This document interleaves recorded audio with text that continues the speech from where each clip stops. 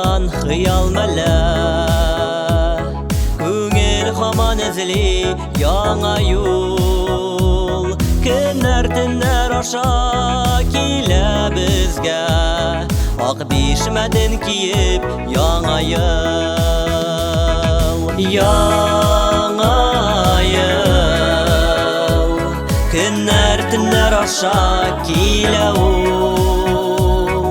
Яңа ел, бәхет алып килсен безгә ул. Яңа елны дәшеп сәгать суга, чыршыдагы утлар кабынган. Ә мин бераз көтеп торыйм әле, яңа сукмак салыр алдыннан. Яңа ел, көннәр төннәр аша килә ул. Яңа ел, бәхет алып килсен безгә ул.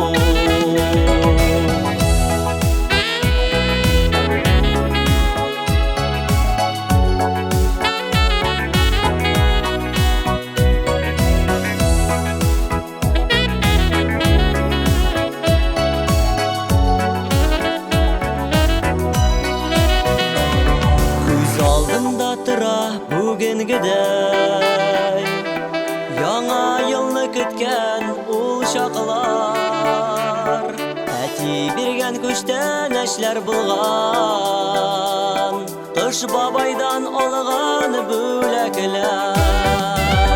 Кыш бизәге төшкән тәрәзәләр, җем-җем бәйрәм итә кичләрен. Яңа елдан бәхет башлыйм әле күңел дәфтәрен.